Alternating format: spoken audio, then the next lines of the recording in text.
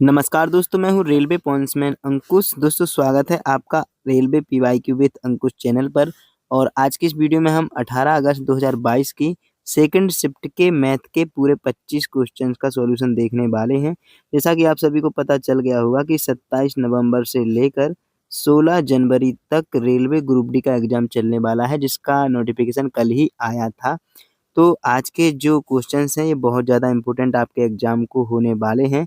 तो एक-एक करके सभी क्वेश्चंस को सॉल्व करेंगे। तो अपनी नोटबुक उठाइए और साथ में पेन, और मेरे साथ सभी क्वेश्चन को सॉल्व करिएगा। और जितने भी क्वेश्चंस में आपको डाउट आए वो अपना डाउट क्लियर कर लें। साथ ही और भी एक्स्ट्रा ट्रिक्स और लॉजिक आपको इस वीडियो से पता चलेंगे। तो ये जो प्रैक्टिस है ये आपके एग्ज़ाम में बहुत ज़्यादा काम आएगी, तो वीडियो को एंड तक ज़रूर देखिएगा।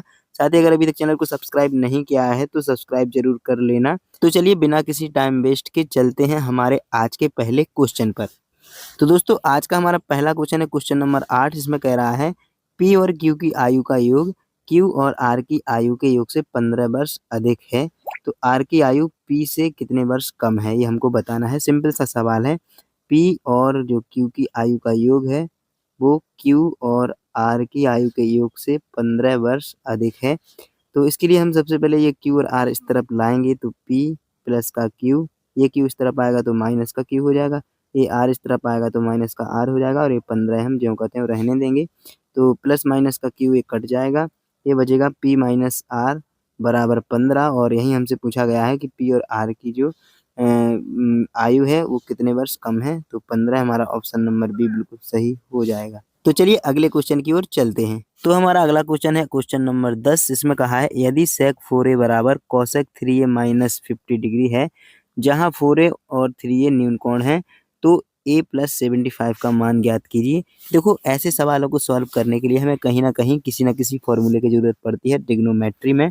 तो यहाँ पे भी एक फॉर्मूला यूज होगा जो कि होता है sec थीटा बराबर cosec 90 माइनस थीटा। लेकिन सेक थीटा की जगह पर तो यहाँ पर दिया गया है 4a, तो ये हो जाएगा सेक 4a बराबर कोसेक 90 माइनस का 4a। मतलब कि हम सेक 4a की जगह ये लिख सकते हैं, तो ये यहीं पे हम लिख देंगे। तो ये हो जाएगा हमारा सेक 4a की जगह पे कोसेक 90 माइनस 4a, जो कि बराबर दिया गया है कोसेक ऊपर से कोसेक 3a माइनस के 50 से। अब इसको हम कोसेक से कोसेक चला जाएगा, तुलना करेंगे तो 90 माइनस 4a बराबर हो जाएगा 3a माइनस का 50। अब इसको हम जब सॉल्व करेंगे तो ये 4a को अगर इस तरफ भेज देंगे तो 4 और 3 मिलकर हो जाएगा ये 7a, और इस 50 को इस तरफ ले आएंगे तो 90 प्लस 50 हो जाएगा 140। तो 7 से इसको काट देंगे तो ये 20 बार कटेगा, तो a की वैल्यू हमारी 20 डिग्री आ जाएगी, जो कि पूछा गया है a प्लस 75। तो a की वैल्यू 20 और 75 दिया गया है, जोड़ देंगे तो ये हो जाएगा 95 डिग्री, जो कि ऑप्शन नंबर ए में दिया गया है बिल्कुल सही आंसर। चलिए अगले क्वेश्चन की ओर चलते हैं। हमारा अगला क्वेश्चन है क्वेश्चन नंबर 19। यदि एक समबाहुभुज के प्रत्येक अंतःकोण का माप 135 डिग्री है, तो उस बहुभुज में भुजाओं की संख्या ज्ञात करनी है। देखो जब भी हमें बहुभुज की में भुजाओं की संख्या ज्ञात करनी होती है उसके लिए एक फॉर्मूला होता है n बराबर 360 डिग्री अपॉन जितना भी बाह्य कोण का मान होगा उससे भाग दे देना होता है। लेकिन हमको तो सिर्फ अंतः कोण यहाँ पे दिया है 135 डिग्री। लेकिन आप सबको एक चीज़ पता होनी चाहिए कि जो अंतः कोण होता है और जो बाह्य कोण होता है, इन दोनों का जो योग है वो 180 डिग्री होता है। तो यहाँ पे हमको अंतः कोण का मान 135 डिग्री दिया है और बाह्य कोण का मान हमको निकालना है। तो इसमें हम जब सॉल्व करेंगे तो ये हमारे बाह्य कोण का जो मान है वो 180 माइनस 135 बराबर 45 डिग्री आ जाएगा। और जो कि हम इस फॉर्मूले में मान रख देंगे 360 अपॉन 45। इसको काटेंगे तो ये 8 बार कट जाएगा। ऑप्शन नंबर सी हमारा बिल्कुल सही आंसर हो जाएगा। चलिए अगले क्वेश्चन की ओर चलते हैं। हमारा अगला क्वेश्चन है क्वेश्चन नंबर 24, जो कि दिया गया 6/x minus 2/x minus 1 minus 1/x minus 2 बराबर 0 के मूल ज्ञात करने हैं। देखो सबसे पहले ऐसे क्वेश्चन के मतलब कि ऐसे कोई समीकरण दिया है तो इसको हमको ax square plus b x plus c बराबर 0 के रूप में लिखना होता है, तब जाके ये द्विघात समीकरण कहलाता है और इसके हम मूल फिर बता पाएंगे। तो सबसे पहले हम इसको जब सॉल्व करेंगे तो ऐसे इसको हम लिख सकते हैं 6x minus 2 upon x minus 1 minus 1 upon x minus 2 बराबर 0 ये लिखा हुआ है। तो इसको हम ऐसा भी लिख सकते हैं 6 अपॉन x इसी तरफ रहेगा, बराबर कर देंगे तो ये इस तरफ प्लस में जाएगा 2 अपॉन x माइनस 1 और ये भी प्लस में जाएगा 1 अपॉन x माइनस 2। अब इसको हम जब सॉल्व करेंगे तो एलसीएम वगैरह लेंगे और सीधा क्रॉस मल्टीप्लाई कर देंगे और एलसीएम आप अगर सॉल्व जल्दी नहीं कर पाते हैं तो आप अपनी नोटबुक पे सॉल्व कर सकते हैं। इस तरह से एलसीएम लेकर तो इसको हम डायरेक्ट लिख सकते हैं क्रॉस मल्टीप्लाई करके 6 और इसको x माइनस 1 से मल्टीप्लाई करेंगे और x माइनस 2 से भी मल्टीप्लाई करेंगे। बाकी बराबर में आ जाएगा यहाँ पे 2x और मल्टीप्लाई करेंगे x माइनस 2 से और फिर प्लस करके x और x माइनस 1 से। इसके बाद जब हम इसको सॉल्व करेंगे तो ये हो जाएगा 6 कॉमन लेके इसमें इसका गुणा करेंगे तो ये हो जाएगा एक्स स्क्वायर माइनस का 3x और प्लस का 2। आप ये लॉन्ग में भी कर सकते हैं। बराबर फिर 2x का करेंगे पहले कोष्टक में तो ये हो जाएगा 2x स्क्वायर माइनस का 4x और प्लस करके ये करेंगे x का x माइनस 1 में तो हो जाएगा एक्स स्क्वायर माइनस का x। अब इतना हमारा जो हो गया है, अब 6 को अंदर लाएंगे कोष्टक बंद करेंगे तो 6x square minus 6 18x plus का हो जाएगा 12 बराबर 2x स्क्वायर प्लस का एक और x स्क्वायर तो हो जाएगा 2x स्क्वायर माइनस के 4x और माइनस का x हो जाएगा 5x। अब ओवरऑल जब हम अदला बदली करेंगे एक्स स्क्वायर और x से तो ये हो जाएगा हमारा 3x स्क्वायर इस तरफ आएगा 6 में से और माइनस का 18x है, इधर आएगा प्लस का तो ये हो जाएगा माइनस का 13x, इधर पे प्लस 12 ही है बराबर हो जाएगा 0। ये हमारा ax स्क्वायर bx के फॉर्मेट में ये वाला हमारा समीकरण बन गया है जो कि ये है। इसके बाद जब हम x के 2 मान निकालने होते हैं तो जब कोई फैक्टर नहीं बनते हैं तो श्रीधराचार्य का एक फॉर्मूला होता है जो कि x1 और x2 दोनों के मान निकाल देता है और ये जो फॉर्मूला है बहुत फेमस है, आपको याद होना चाहिए। माइनस का b plus minus under root के अंदर b स्क्वायर माइनस का 4ac अपॉन में करेंगे हम 2a जो कि ओवरऑल रहेगा। तो ये एक बहुत ही फेमस फॉर्मूला है, बहुत ज़्यादा काम आता है, याद आपको होना चाहिए एग्जाम के टाइम पर। तो जब हम इसकी ए एक्स स्क्वायर बी एक्स सी से तुलना करेंगे तो ए की वैल्यू यहाँ से आ जाएगी 3 और बी की वैल्यू यहाँ से आ जाएगी माइनस का 13 और सी की वैल्यू आ जाएगी प्लस का 12। अब जब हम इसमें मान रखेंगे सबसे पहले माइनस का यहाँ पे लेंगे और बी की वैल्यू है माइनस का 13 और ये प्लस माइनस अंडर रूट करेंगे माइनस का 13 का स्क्वायर कर देंगे माइनस का 4, ए की वैल्यू है 3, सी की वैल्यू है 12। इसके बाद बटे में करेंगे 2, ए की वैल्यू है 3। अब जब हम इसको सॉल्व करेंगे तो आगे जो हमारा सॉल्यूशन है वो आएगा यहाँ पे 13 और प्लस माइनस यहाँ पे माइनस माइनस प्लस हो गया है, फिर आएगा प्लस माइनस अंडर रूट करेंगे 13 का स्क्वायर होगा 169 माइनस 4 दिया 12 12 144 हो जाएगा बटे में 2 दिया आ जाएगा 6। आगे इसका फिर से सॉल्यूशन करेंगे तो 13 का 13 रहेगा और ये प्लस माइनस ज्यों का त्यों रहेगा और अंडर रूट में 169 में से 144 जाएंगे तो अंडर रूट में बनेंगे 25 और ये बटे के रहेंगे 6। यहाँ से 13 प्लस माइनस 5 निकल के आएगा बटे में 6 रहेंगे। तो हमें एक बार इसको प्लस में लेके 6 से भाग दे देना होगा, एक बार माइनस में लेके। तो सबसे पहले हम एक बार प्लस में लेंगे तो 13 प्लस 5/6 तो ये मान आ जाएगा 13 5 18 तो ये 3 आ जाएगा। एक बार जब हम माइनस में लेंगे 13 माइनस 5/6 तो ये आ जाएगा 8/6 यानी कि काटेंगे तो 2 चौके 8 और 2 तिया 6। तो हमारे जो 2 मान आए हैं, एक आ जाएगा हमारा 4/3 x1 और ये x2 आ जाएगा हमारा 3। तो कौन सा ऑप्शन है 4/3 और 3? ऑप्शन नंबर बी हमारा बिल्कुल सही आंसर हो जाएगा।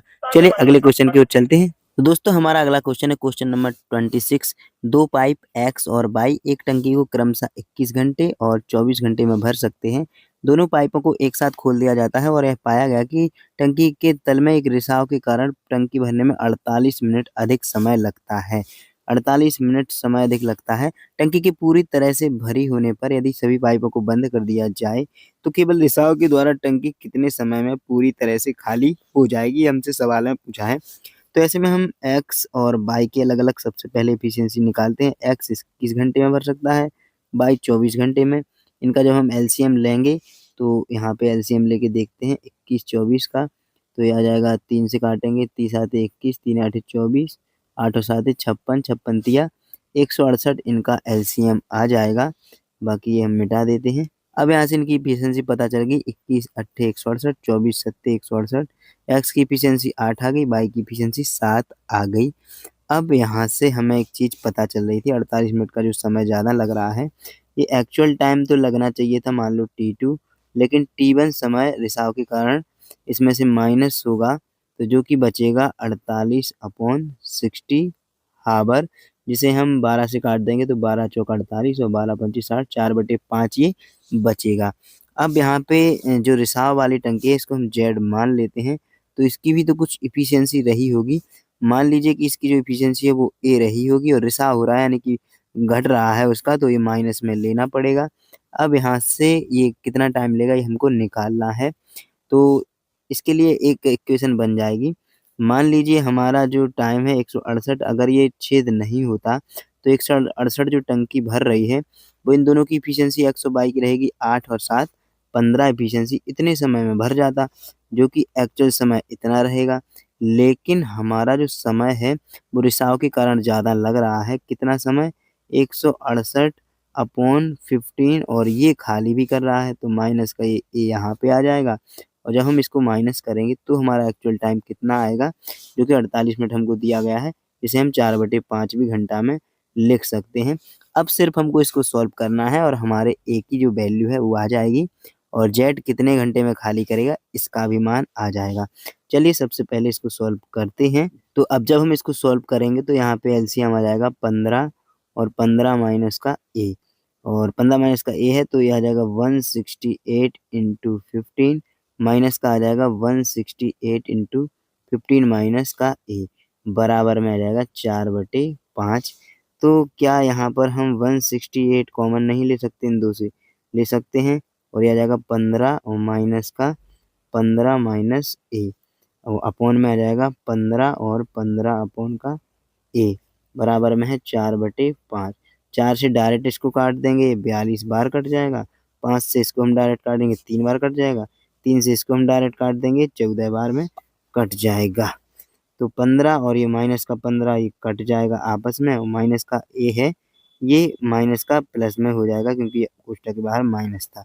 तो अब जब हम इसको आगे सॉल्व करेंगे तो ये बचेगा यहाँ पे 14 और ये 14A बराबर में बचेगा 15 माइनस का A, ये माइनस का ये इस तरफ आएगा तो ये हो जाएगा 15A बराबर में आ जाएगा 15, 15 से 15 कट जाएगा तो A की वैल्यू आ जाएगी 1, जो कि A की वैल्यू यहाँ पे हमको एफिशिएंसी चाहिए थी A के बराबर 1, तो इस A को हम मिटा देंगे और इसकी जगह पे लिख देंगे 1, जो कि 168 का जो इसकी एफिशिएंसी है वो 1 है, तो 168 हावर ही इसको लगेंगे, क्योंकि ऑप्शन नंबर ए में हमको दिया गया है बिल्कुल सही आंसर। ऐसे सवालों को सॉल्व करने के लिए जब आप नल और टंकी वाला टॉपिक अच्छे से पढ़ोगे या फिर टाइम एंड वर्क वाला चैप्टर अच्छे से पढ़ोगे तो आपको ये सवाल बहुत ईजी लगेंगे, क्योंकि लेंथी आपकी सिर्फ कैलकुलेशन है। अगर मैं आपको नहीं समझाता तो यहीं से मैं डायरेक्ट इनको काट देता और यहाँ से डायरेक्ट इनको भी, तो इस तरह से हमारा जल्दी सॉल्यूशन हो जाता। बाकी आप जब प्रैक्टिस करोगे तो आप भी ये सारी चीज़ें करने लग जाओगे। चलिए अगले क्वेश्चन की ओर चलते हैं। हमारा अगला क्वेश्चन है, एक चार्ट में सभी ABCDEF द्वारा 6 शाखाओं द्वारा बेची गई कारों की संख्या को दर्शा रहा है। तो पूछा है कि कितनी शाखाओं में हुई कारों की बिक्री सभी 6 शाखाओं की औसत बिक्री से अधिक है। तो सबसे पहले सभी शाखाओं की औसत बिक्री निकालने के लिए हमें सबको जोड़ना होगा। पहली है 850, दूसरी है 725, तीसरी है 650, चौथी है 555, अगली है 700 और अगली है 410, ये 6 हो गई। अब इसको हम जोड़ेंगे तो 5 5 10 हाथ से लाइए 1, 5 2 7, 7 10 17, 18 1 19 हाथ लाइए 1, 5 7 12, 12 13 10 23 7 30 8, 3890 हो गई। 6 से इसमें हम भाग देंगे तो यह आ जाएगा 6 छंग 36 2 और 6 चौको 24 और ये आ जाएगा 6 छंग 36 2, 6 चौको 24 5 और 6 8 48 दशमलव लगेगा कुछ 648 दशमलव कुछ यहाँ पे आ रहा है। और एक बार फिर से 3 से लगभग इतना हमारा ये औसत इसका एवरेज आ जाएगा। अब कह रहा है कि कितनी शाखा में हुई कारों की बिक्री 6 शाखा से अधिक है। तो 648 एवरेज है, 648 से अधिक 850 भी है, 725 भी है, 650 भी है, 700 भी है, यानी कि 4 ऑप्शन नंबर सी हमारा बिल्कुल सही आंसर हो जाएगा। चलिए अगले क्वेश्चन की ओर चलते हैं। हमारा अगला क्वेश्चन है क्वेश्चन नंबर 33। घंटे वाली सुई द्वारा 23 मिनट में निर्मित कोण कितना है? तो ये आपको याद होना चाहिए कि 1 मिनट में 0.5 डिग्री कोण घड़ी बनाती है। तो 23 मिनट में इसका आधा कर देंगे 11.5। ऑप्शन नंबर सी हमारा सही आंसर हो जाएगा। चलिए अगले क्वेश्चन की ओर चलते हैं। हमारा अगला क्वेश्चन है 40 नंबर का। 0.474747 को तुल्य भिन्न के रूप में लिखना है, पी बाई क्यू के रूप में। तो इसके लिए हमने कई बार बताया है कि जो ये संख्या दी रहती है 0.4747 जो भी दी रही हो, तो इसको हम x के बराबर मान लेंगे और फिर दोनों तरफ 100 से गुणा करेंगे तो ये बचेगा 100x बराबर ये हो जाएगा 47.4747। फिर इसमें से माइनस x कर देंगे बोथ साइड, तो बोथ साइड -x करने पर तो यहाँ पे हो जाएगा 99x, 100 में से एक x उठाएंगे बराबर हो जाएगा 47.47 माइनस करेंगे पॉइंट का 4747 तो यहाँ पे आ जाएगा 99x बराबर 0.47 करेंगे तो ये आ जाएगा 47x बराबर आ जाएगा 47/99। यही हमारा आंसर हो जाएगा। ऑप्शन नंबर बी में हमारा सही आंसर दिया गया है। चलिए अगले क्वेश्चन की ओर चलते हैं। हमारा अगला क्वेश्चन है 42 नंबर का। यदि ए बी बराबर x+3, बी सी बराबर 2x और ए सी बराबर 4x-5 है तो x किस मान पर बी ए सी पर स्थित होगा?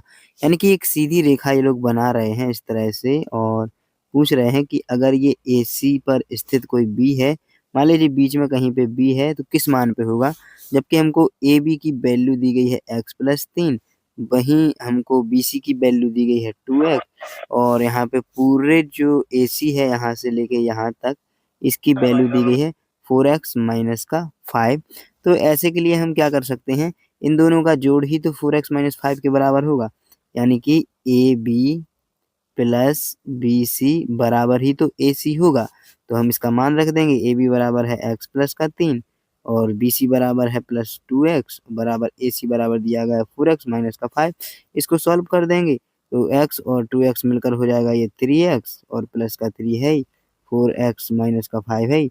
अब इस 3x को इस तरफ लाएंगे तो x हो जाएगा, 5 को इस तरफ लाएंगे तो ये 8 हो जाएगा। तो x की वैल्यू हमारी 8 आ जाएगी जो कि ऑप्शन नंबर बी में दी गई है, बिल्कुल सही। चलिए अगले क्वेश्चन की ओर चलते हैं। हमारा अगला क्वेश्चन है 43 नंबर का। एक विक्रेता ने 25 लैपटॉप 12% के लाभ पर और 15 लैपटॉप 20% के लाभ पर बेचे।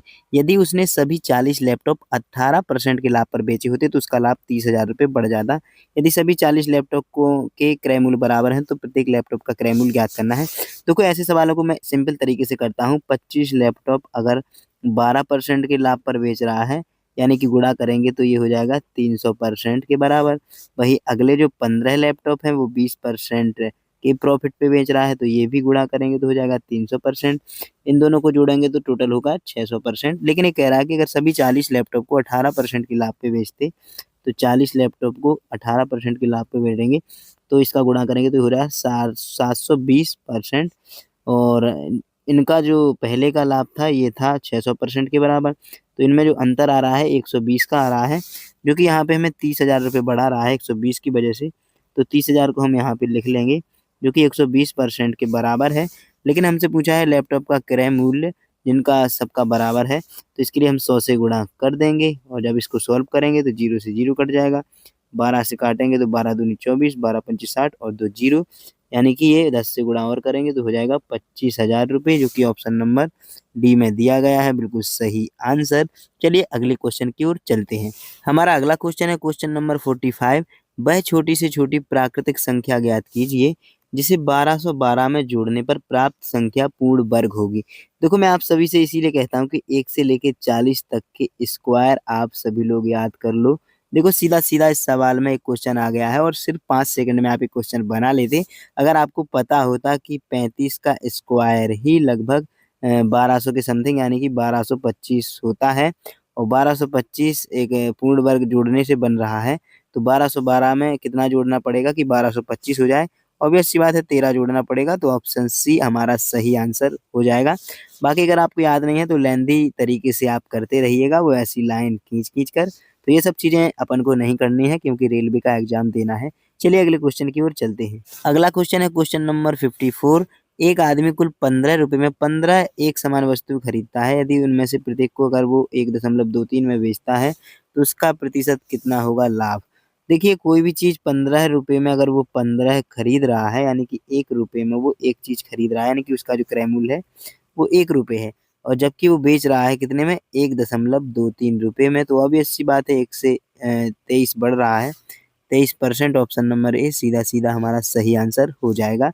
चलिए अगले क्वेश्चन की ओर चलते हैं। हमारा अगला क्वेश्चन है क्वेश्चन नंबर 57। यदि a प्लस बी बराबर 56 और a माइनस बी का होल स्क्वायर बराबर 496 है तो a और b के गुणनफल का मान हमको बताना है। देखो ऐसे क्वेश्चन को सॉल्व करने के लिए हमें सबसे पहले यहाँ पे लिख लेना है a प्लस बी बराबर 56 और यहाँ लिख लेना है a माइनस बी का होल स्क्वायर बराबर 496। अब ऐसे सवाल को सॉल्व करने के लिए देखो सबसे पहले इसका हम फॉर्मूला जो है खोल देते हैं। ए स्क्वायर प्लस का बी स्क्वायर माइनस का 2ab बराबर हो जाएगा 496। अब यहीं से हमारा गुणनफल ए और बी का आ जाता, लेकिन हमें ए स्क्वायर प्लस बी स्क्वायर की वैल्यू पता होनी चाहिए। इसके लिए हम जो ऊपर का हमारा एक समीकरण बन रहा था इसके लिए हम बोथ साइड स्क्वायर कर देंगे। तो ये इसको जब स्क्वायर करेंगे तो ये हो जाएगा ए स्क्वायर प्लस का बी स्क्वायर प्लस का 2ab बराबर 56 का भी स्क्वायर करेंगे तो यहाँ पे साइड में कर लेते हैं 56 इंटू 56 6 छंग 36 3 6 पंचे 30 3 33 और 5 छक्का 30 3 पचम 25 3 28 ये हो जाएगा 6 3 1 और ये 3 3136 ये ओवरऑल हमारा आ जाएगा। अब इसकी जब हम तुलना करेंगे यहाँ से तो ये हमारा आ जाएगा। जब हम इन दोनों की तुलना करेंगे समीकरण नंबर 1 और समीकरण नंबर 2 की बेसिक से ही हम लोग सॉल्व कर रहे हैं तो इसकी जब हम तुलना करेंगे तो ये से ये कट जाएगा और ये जो है आपस में जुड़ जाएगा तो ये हो जाएगा 4ab बराबर का हो जाएगा 3136 और माइनस का हो जाएगा 496। तो ये हो जाएगा 4ab बराबर इसको हम घटाएंगे तो ये जाएगा 6 में से 6 जीरो बचेगा 3 में से 9 ये 4 हो जाएगा और ये आ जाएगा 6 और ये 2 2640 4 से इस तरफ से डायरेक्ट काट देंगे तो हमारा आ जाएगा ए बी बराबर 660 जो कि हमसे पूछा गया था और ऑप्शन नंबर डी में हमारा ये आंसर दिया गया है बिल्कुल सही। चलिए अगले क्वेश्चन की ओर चलते हैं। हमारा अगला क्वेश्चन है 58 नंबर का। एक आयताकार भूखंड के विकर्ण और एक भुजा के माप क्रमशः दिया गया है। यानी कि एक आयताकार हम सीधा चित्र ही बना लेते हैं। एक आयताकार ये चित्र बन गया। दिया गया है कि इसका एक विकर्ण यानी कि ये इसका विकर्ण हो गया, इसका मान दिया गया है 65 मीटर और एक भुजा का दिया गया है, मान लेते हैं कि इस भुजा का दिया गया है 63।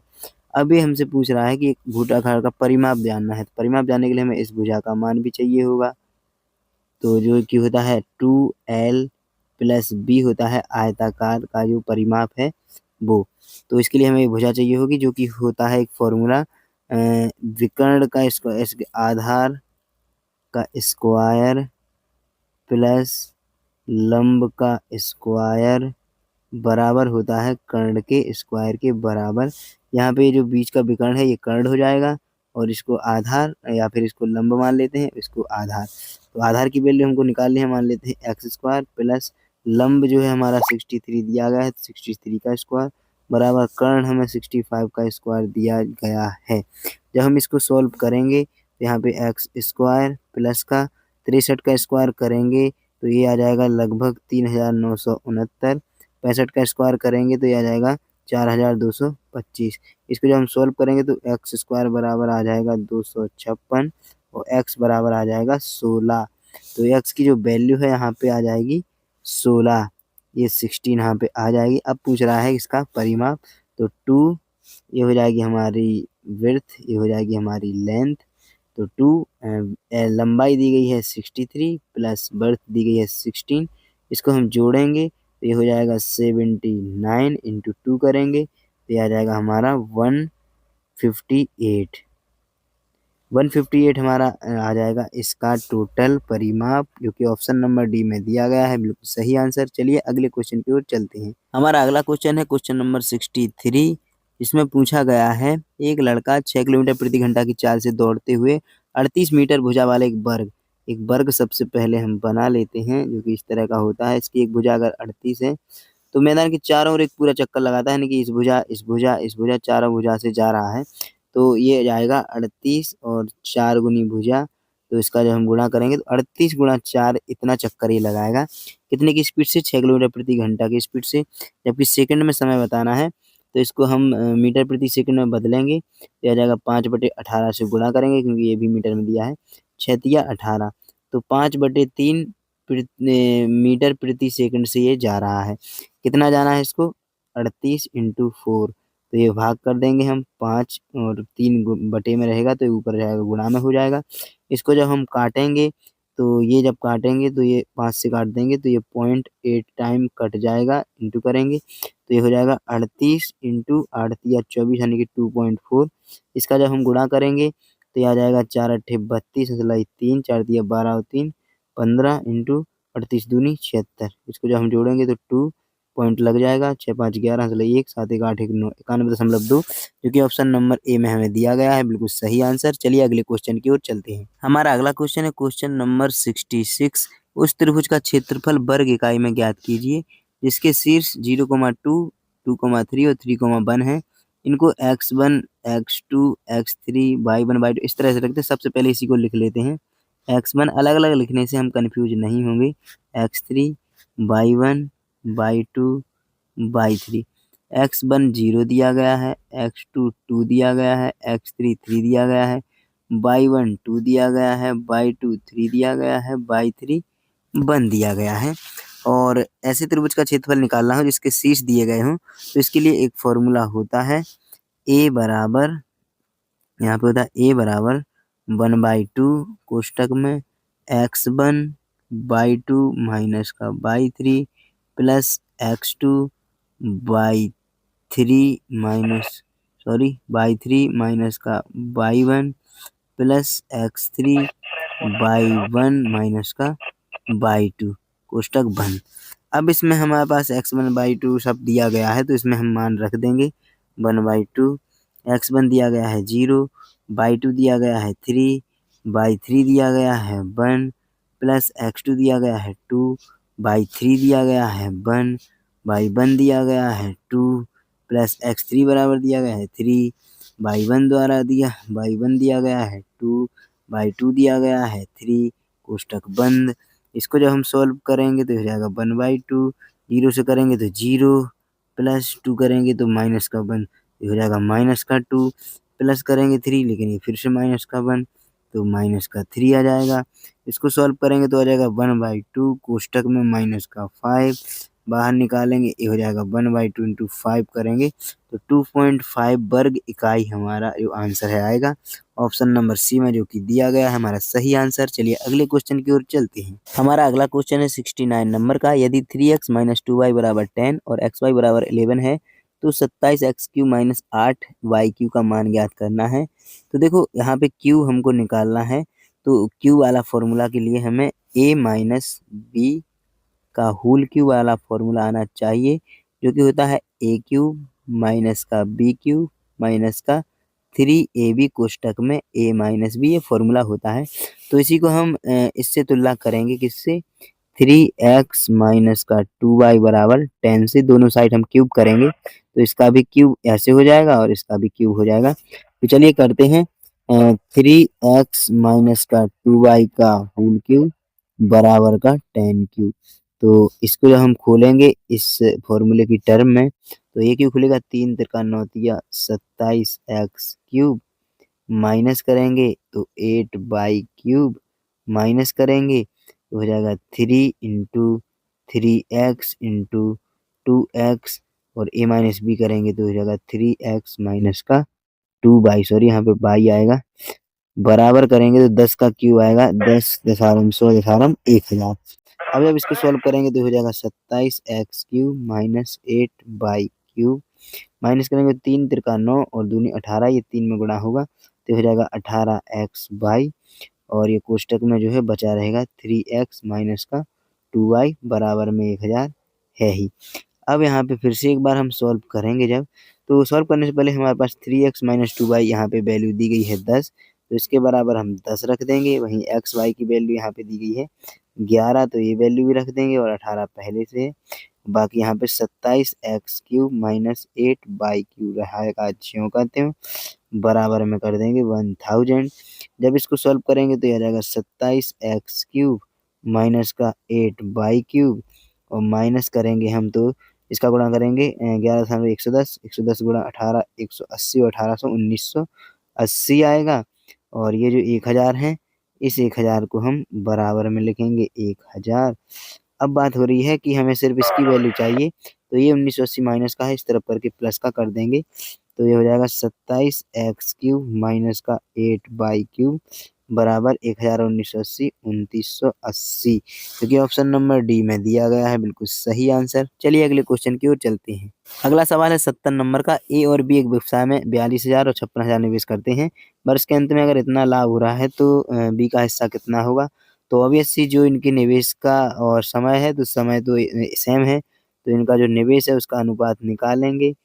42 और 56,000, एक जीरो से एक जीरो, एक जीरो से एक जीरो, तीनों जीरो कटेंगे और ये कटेगा 14 तिया 42 और 14 चौको 56। तो 3:4 में अगर निवेश किया है तो ये भी 3:4 में बटेगा, यानी कि टोटल जो रेशियो है ये 7 हो रहा है। 7 बराबर दिया गया है हमको 87,220। तो एक रेशियो की वैल्यू निकालने के लिए हमें 7 से भाग देना होगा, जो कि आ जाएगी 7 एकम 7, 7 दूनी 14, 7 चौका 28, 7 छंग 42, एक की आ जाएगी 12,460। किसका पूछ रहा है, बी का, यानी कि 4 की वैल्यू निकाल ली है। तो यहाँ पे 12,460 में हम 4 का गुणा कर देंगे तो 12 चौका 48 और 2 50,000 के समथिंग आएगा, यानी कि 49,840 हमारा सही आंसर हो जाएगा। चलिए अगले क्वेश्चन की ओर चलते हैं। अगला क्वेश्चन बहुत ही इजी है 71 का। इसमें बहुलक पूछ रहा है। बहुलक मतलब जो ज़्यादा बार रिपीट हो संख्या। तो कौन सी रिपीट कितनी बार हो रही है, सबसे ज़्यादा हमें दिख रही है 15, 1 2 3 और ये 4 बार दिख रही है। तो यहाँ पे जिसका बहुलक है ऑप्शन नंबर डी 15 हो जाएगा। चलिए अगले क्वेश्चन की ओर चलते हैं।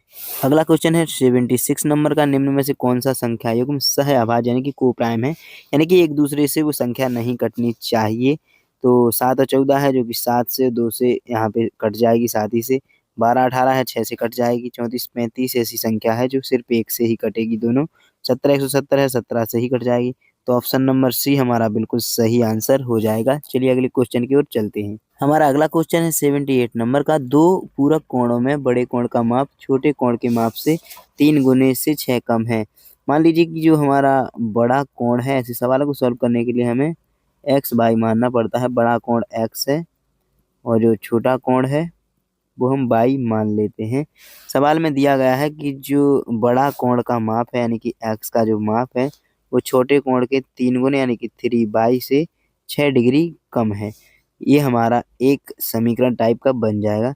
चूंकि दोनों जो कोण है वो कोटि पूरक हैं, यानी कि जो दोनों का योग है वो इधर लिख लेते हैं एक्स प्लस बाई बराबर 90 डिग्री होगा।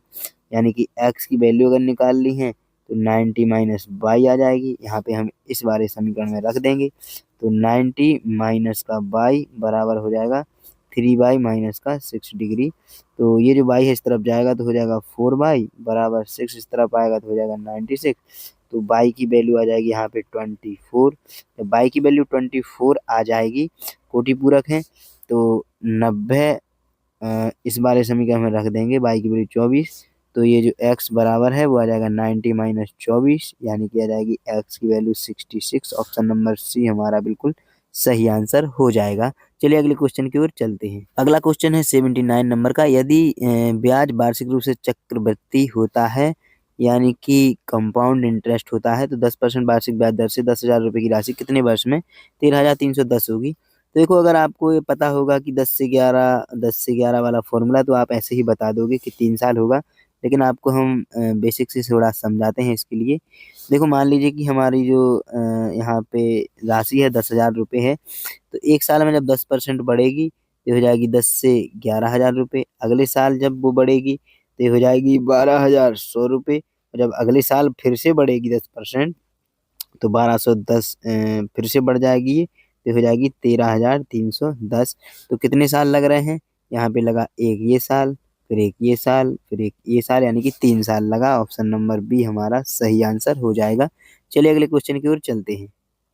अगला क्वेश्चन है 82 नंबर का। यदि x के 24% के 10% का मान 240 है तो x की वैल्यू बतानी। बहुत ही ईजी है।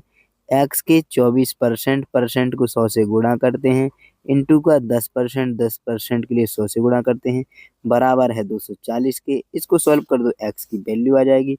24 से डायरेक्ट काट देंगे 10 बार, 10 को 10 से काट देंगे, तो x अपॉन आ जाएगा यहाँ पे 100 इंटू 100 10,000 रुपये। तो रुपये या कुछ भी मान लो, ऑप्शन नंबर बी सही हो जाएगा। चलिए अगले क्वेश्चन की ओर चलते हैं। अगला क्वेश्चन 87 नंबर का है। कक्षा में 30 विद्यार्थी हैं, एक परीक्षा में उन्होंने भाग लिया, तो 12 विद्यार्थियों के प्राप्त अंकों का औसत आ गया 80। तो 12 गुणा 80, टोटल जो मार्क्स आए हैं उनके 96 विद्यार्थियों के अगले जो शेष जितने भी विद्यार्थी हैं उनका प्राप्त अंक 75 है। तो 30 में से 12 गए तो 18 विद्यार्थी बचेंगे, उनका है 75। इसमें गुणा करेंगे तो 18 पंचे 90, 9 हासिल आए, 18 से 126 9 135, 1350 आ जाएगा। 1350 में 960 जोड़ेंगे तो ओवरऑल आएगा 0, 6 5 11, 9 3 12, 13 से 1 और 2 2310। कक्षा में औसत पूछा गया है, कि 30 से इसमें हम भाग दे देंगे, 2310 में से 0 से 0 कट जाएगा। 3 छंग 18, 30 आते 21 आ जाएगा, 2 बचेंगे, 30 आते 21, तो 77 हमारा आंसर हो जाएगा, ऑप्शन नंबर ए बिल्कुल सही। चलिए अगले क्वेश्चन की ओर चलते हैं। हमारा अगला क्वेश्चन है क्वेश्चन नंबर 94। निम्नलिखित में से कौन से बड़ी संख्या है जिसमें 72 और 119 को विभाजित करने पर 3 और 4 शेष आता है। तो बड़ी से बड़ी संख्या ऐसे को ऑप्शन से किया जाता है। बड़ी से बड़ी पूछी गई है, यानी कि सबसे बड़ी पहले हम 23 लेते हैं, तो 23 से हम 72 को काटेंगे तो 23 से 69 बार कटेगा, 3 शेष बचेगा। 119 को काटेंगे तो 23 चौको 92, 23 पंचे 115, तो इसका 4 बचेगा। यही सेटिस्फाई कर गया है, तो ऑप्शन नंबर डी हमारा सही आंसर हो जाएगा। ये नहीं करता तो फिर इसको करते, फिर इसको पहले सबसे बड़ा पूछा गया तो सबसे बड़ा ऑप्शन लिया, फिर उससे छोटा लेते, इस तरह से। तो चलिए अगले क्वेश्चन की ओर चलते हैं। हमारा अगला क्वेश्चन है 95। एक यहाँ पे तालिका दी गई है जिसमें 5 अलग अलग राज्यों के केंद्रीय विश्वविद्यालयों के प्रवेश परीक्षा में चयनित होने वाले छात्रों की संख्या के आंकड़े दिए गए हैं। पूछा गया है 2020 में बिहार में चयनित होने वाले छात्रों की संख्या दिए गए सभी वर्षों में दिल्ली में चयनित होने वाली कुल संख्या के कितना प्रतिशत है। यानी कि जो दिल्ली के कुल छात्र हैं, मतलब छात्रों की जो संख्या है, कुल छात्रों की संख्या है, वो हो जाएगी, ऊपर लिखेंगे हम बिहार के 2020 के, और परसेंटेज के लिए 100 से गुणा कर देंगे, हमारा आंसर आ जाएगा। सबसे पहले 2020 में बिहार में कितने चयनित हुए हैं देखना पड़ेगा। 2020 ये है, बिहार में हुए हैं 380, यहाँ पे 380 आ जाएगा ऊपर। नीचे करेंगे दिल्ली में कुल वर्षों में जितने भी हुए हैं सभी वर्षों में, तो दिल्ली कहाँ रहा, ये रहा, इन सभी को जोड़ेंगे तो आ जाएगा 0, 8 2 10, 10 6 16, 16 5 21, 2 2 2 4 3 7 2 9 4 13 और 3 1610। और परसेंटेज के लिए 100 से गुणा कर देंगे, एक 0 से एक 0 कट जाएगा, तो 3800 में जब हम 161 से भाग देंगे तो ऊपर देखिए 3800 में जब हम 161 से भाग देंगे तो ये जाएगा 2 बार, 2 एकम 2, 2 छक्के 1, 2 एकम 2 1, 3 322, ये आ जाएगा यहाँ पे 58 बचेगा, 0 आएंगे यहाँ से अंक उतारेंगे तो 161, ये आ जाएगा 3 बार फिर से भाग, तो 16 48, 483 आ जाएगा, 97 ये बचेंगे, दशमलव लगेगा। ऑप्शन नंबर बी ऐसे ही दिख रहा है 23 हमें, ऑप्शन नंबर बी सही हो जाएगा। चलिए अगले क्वेश्चन की ओर चलते हैं। हमारा अगला और आखिरी क्वेश्चन है क्वेश्चन नंबर 100। वह छोटी से छोटी संख्या ज्ञात करनी है जिसमें 6300 को गुणा करने पर प्राप्त संख्या पूर्ण वर्ग होगी। ये थोड़ा लेंदी क्वेश्चन हो सकता है क्योंकि गुणा करना पूछा गया है, तो ऐसे के लिए इसके हमें फैक्टर करने होंगे। कैसे, ये हो जाएगा 6300, इसकी जब हम फैक्टर करेंगे एलसीएम लेकर तो हो जाएगा 2, 2 तिया 6, 2 एकम 2, 2 पंचे 10, 2 फिर से 2 से काटेंगे, 2 एकम 2, 2 पंचे 10, 2 छक्के 12, 2 सत्ते 14 और 2 पंचे 10। अब ये कटेगा सीधा 5 से काट देते हैं, 5 तिया 15 हो जाएगा, 5 एकम 5 हो जाएगा, 5 25 हो जाएगा, फिर से 5 से काट देंगे, ये 63 बार कटेगा, फिर इसे हम 3 से काट देंगे, 21 बार कटेगा, फिर 3 से काट देंगे, 7 बार कटेगा, और ये फिर 7 आ जाएगा। अब यहाँ पे हम फैक्टर बनाएंगे तो 2 ये फैक्टर बन गया, 5 का एक फैक्टर बन गया, 3 का एक फैक्टर बन गया, 7 का एक फैक्टर कम रहा है, यानी कि छोटी से छोटी संख्या वो 7 हो जाएगी। ऑप्शन नंबर सी हमारा सही आंसर हो जाएगा। तो दोस्तों ये हमारे 100 बा क्वेश्चन था जो कि आखिरी था। टोटल हमने 25 क्वेश्चन 18 अगस्त की दूसरी शिफ्ट के कर दिए हैं, और ये हमारा जो टास्क था ये पूरा हो चुका है। बाकी उम्मीद है कि आपको ये क्लास पसंद आई होगी। अगर आपको ये क्लास पसंद आई है तो वीडियो को लाइक ज़रूर करना। बाकी आपका एग्ज़ाम पास में आ गया है तो अच्छे से प्रैक्टिस करते रहिएगा, बिल्कुल भी घबराना नहीं है। जो भी पूरे साल से तैयारी कर रहे हैं उनको बिल्कुल भी डर नहीं लगेगा, क्योंकि लगभग 13 महीने हो चुके हैं इसकी वैकेंसी आने के बाद, अब जाके ये एग्ज़ाम हो रहा है। तो बिल्कुल भी नहीं डरना है, आपको 75 प्लस का टारगेट लेके चलना है, जितने भी यूआर वाले कैंडिडेट हैं, चाहे वो किसी भी ज़ोन से बिलॉन्ग करते हो। तो उम्मीद है कि आपने ये वीडियो पूरी देखी होगी। चलिए फिर कल फिर से मिलते हैं 18 अगस्त 2022 की तीसरी शिफ्ट के साथ। जब तक एग्ज़ाम नहीं होता है तब तक हम आपके साथ हैं। चलिए दोस्तों, मिलते हैं फिर अगली वीडियो में, तब तक के लिए नमस्कार, धन्यवाद।